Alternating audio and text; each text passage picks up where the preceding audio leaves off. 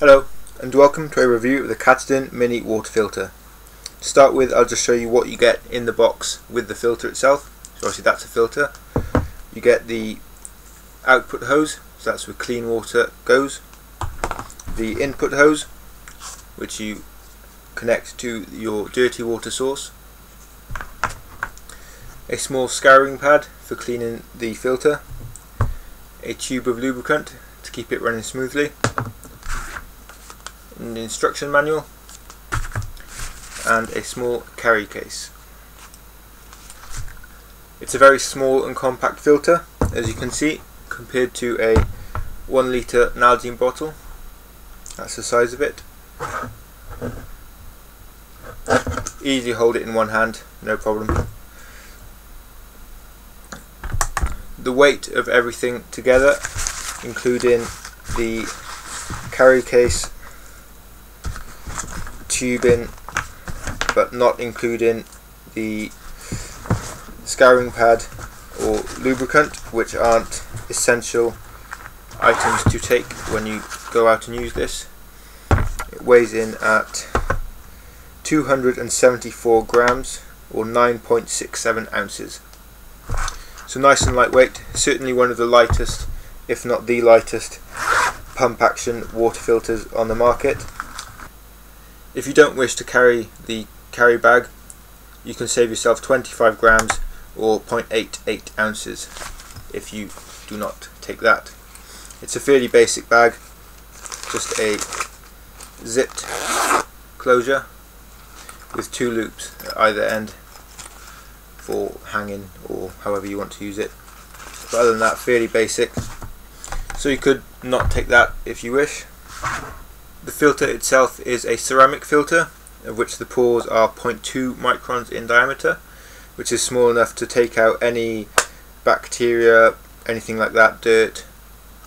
It won't remove viruses, which are smaller than that, although Katadyn do unofficially say that it's possible it may trap viruses within the ceramic filter itself due to electrical charges. It can catch them like that. Although that's, if you are worried about viruses, you would be much better off treating it with a chemical or boiling it, just to be on the safe side. But certainly where I go walking most of the time is bacteria and dirt is going to be the main problem for me, so viruses aren't much of an issue, so this is fine. Assembling the filter is very simple. If you take the inlet hose, and located at the bottom of the filter is a small compartment which you can click open, and you can actually store the inlet hose in that compartment, although it is something of a tight squeeze. And inside there you'll find a small barb to which you just apply the bare end of the inlet hose. One end has nothing on it, the other end has a small metal weight with a mesh pre-filter. So the metal weight just helps that sink into the water, so it's not sitting on the surface, and the small fine mesh just helps take out all the really big bits so that you're not clogging up your filter too easily. Also notice this piece of black foam on the tubing. This is just literally a piece of foam with a hole in it which acts as a floater so that the tube doesn't sink to the very bottom and you're not sucking up mud. So you can adjust that to any depth depending on how deep the water is. Like I said, simply find the barb and push the end on like so, and you are connected. And there is a small gap there for the hose to run through if you want to close the cap, although you can leave the cap open, it doesn't really make much difference. So that's the inlet hose sorted. If you look to the top of the filter, to this grey collar with a spout, that is just the outlet barb, and with the outlet hose just again push that on and that is done. So with that you can direct where you want your clean water to flow into your water container.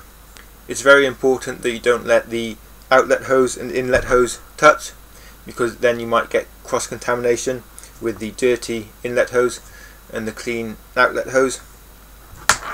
You don't want the outlet hose to be exposed to any dirt certainly no dirty water, because then you may as well not filter it if you're just contaminating the water as soon as it's passed through the filter. So make sure you keep this clean. Unfortunately, Katadyn don't supply any sort of bag or protection for this tube, so I normally just leave it loose in the storage bag. In my opinion, I would have liked to see the bottom compartment used to store the outlet hose for two reasons. Firstly, it would protect the outlet hose from dirt, and secondly, because the outlet hose is much shorter than the inlet hose, as you can see, it would be much easier to store it in that space, which is quite small for the whole length of the inlet hose. To store the inlet hose away, I find it easiest to disconnect the hose from the inlet barb inside the filter. Hold the two ends like so, and move the foam floater to the middle of the hose, and then feed the two ends. There's two gaps that you can feed them into. Feed those in as far as you can, and then just feed the hose backwards all the way around the edge of the compartment, trying to use as much of the space as possible, and then double it back on itself. Just like I said, it is quite a tight squeeze. Try not to kink the hose too badly if you can. Try and keep the loops fairly sort of rounded and circular rather than kinked and using sharp corners, and even then doesn't quite latch shut. As you can see, you can get it to latch shut, but it is quite difficult. But it's not a big deal if you leave it open slightly. If you have it in the carry bag, then nothing's going to happen to it. But anyway, that's how I do it. It's not the greatest way of storing the hose, but that's the option you have. Apart from that, you could store it separately, just in a plastic bag if you wished. Same with the outlet hose, you could put it in a clean plastic bag to protect it. Once you have the filter assembled, you're ready to start filtering water. And the first thing you need to do is find a dirty water source, which in this case will be this bottle. It's not dirty water, but it is just a demonstration. And then you need a clean, empty water container, in this case this bottle. Take the inlet hose and put it into the dirty water source, setting the depth with the foam floater. So you can see that's the depth there. That's plenty deep enough. It won't be on the surface sucking in air. And then take the outlet hose and put it into your clean water container.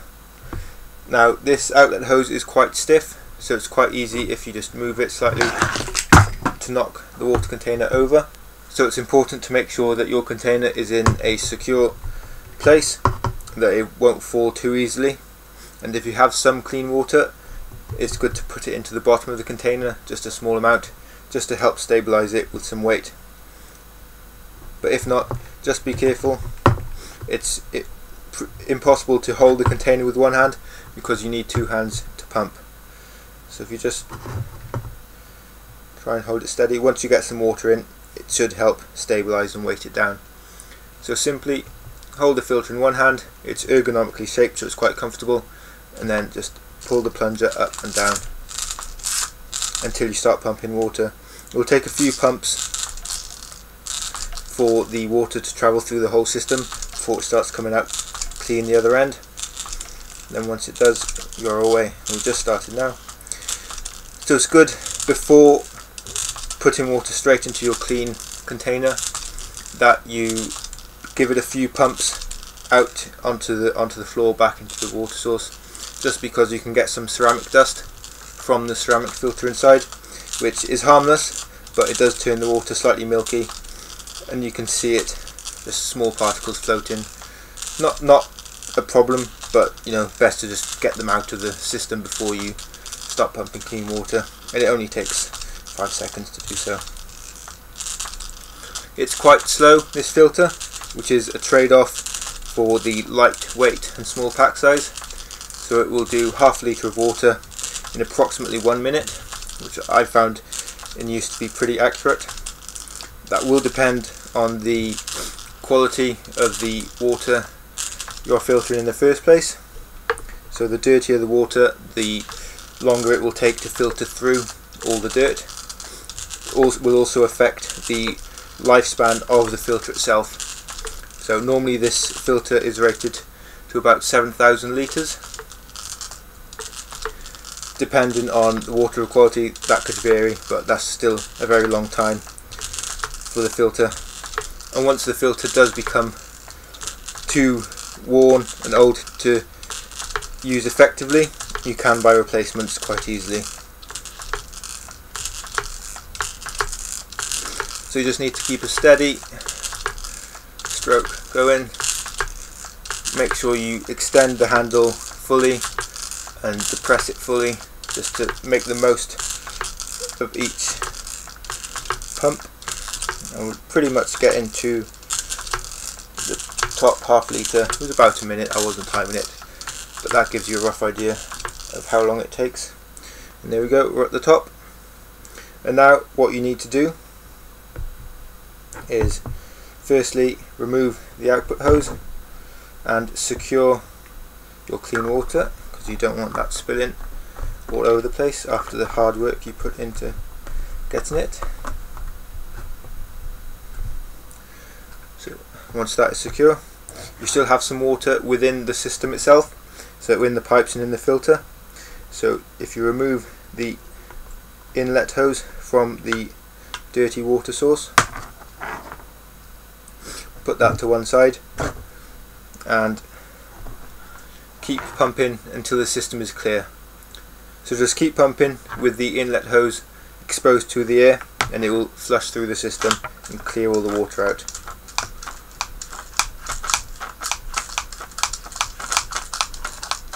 So there we go.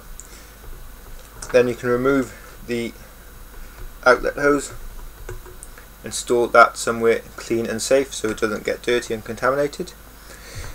One problem I find with this filter is that you get sort of an airlock after you've flushed through the system.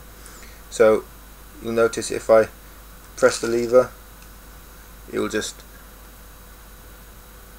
rise up by itself and it won't stay down. So I found the best way to remedy this is just this grey cap here. You can remove it just by 1/4 turn and pull up, and that removes the actual filter cartridge itself. So that's the filter itself. If you remove that, put it safely, and then just pour, there'll be a small amount of water, pour that out, pump a few times, and that will just clear out the airlock. Then you can reapply the filter. As far as I'm aware, that's the only way I found of doing that.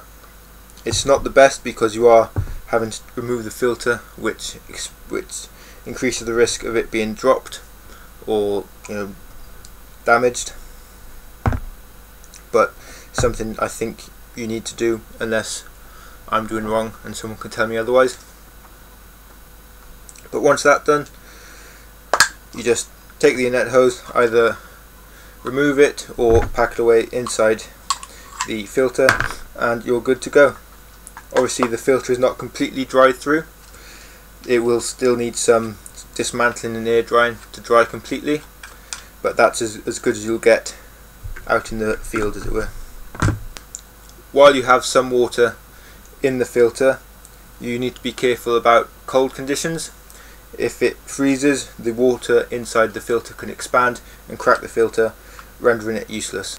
If you're unsure as to whether your filter has frozen and cracked, it's better to be safe than sorry and replace it just in case, because you won't really know if your filter is doing the job until you get ill.